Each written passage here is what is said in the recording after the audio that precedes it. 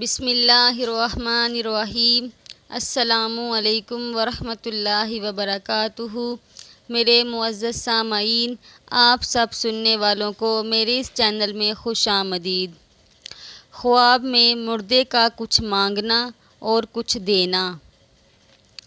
ख्वाब में मुर्दे का कुछ मांगना कुछ इस तरह से बयान किया है कि ज़िंदा इंसान से कुछ भी मांगना बेहतर नहीं है, ये मौत की अलामत है। ख्वाब में मुर्दे का कुछ देना।